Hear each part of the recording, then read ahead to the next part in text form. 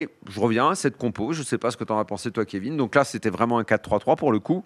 On n'a pas eu un 4-2-4 un peu bizarre. Donc Barcola jouait dans la position qui normalement doit aller à Mbappé. Mhm. Il a fait plutôt un bon match, Oui, bon match. en proposant beaucoup de solutions, en essayant de provoquer. En première mi-temps, tu sais qu'il passe quasiment jamais. Il est très actif, mais il va pas jusqu'au bout du truc. Il provoque pas, il ose pas encore assez. Néanmoins, son match est plutôt positif.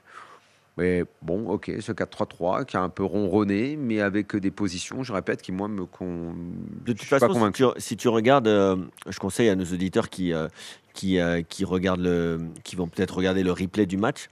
Sur le coup d'envoi, le Paris Saint-Germain est en 3-2-5. Et en fait, toute la première mi-temps, ils ont joué en 3-2-5. Tu regardes sur le coup d'envoi, c'est Vitinha qui engage, Mbappé est un peu plus sur le côté, et les quatre autres sont alignés. Hakimi est très haut, Barcola est très haut aussi le long de la ligne, donc Barcola a joué quasiment toute la première mi-temps en animant tout le côté gauche. Hakimi a aligné à- animait, pardon, animait tout le côté droit et il y avait trois défenseurs centraux quand le PSG avait le ballon qui étaient les trois autres. Mais ce Paris Saint-Germain, le souci c'est que j'ai regardé sur 3-4 sites différents pour essayer de trouver la compo une heure avant le match, personne n'avait la bonne. C'est très très compliqué quand même Ah oui, c'est de ce que je dis, c'est un déceler, concours. de C'est déceler un concours. comment on va jouer. Alors là, il y a l'incertitude.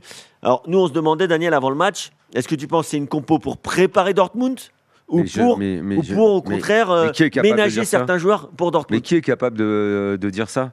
C'est quand même un problème qu'on ne soit pas capable de savoir. Tu penses, enfin vraiment, à Dortmund, Luis Enrique va jouer avec Mbappé en neuf? Est-ce qu'il va Bah, jouer surtout avec franchement, Barcola à C'est ce gauche? qu'il a fait franchement, depuis quelques semaines, franchement, quoi. je ne l'espère pas.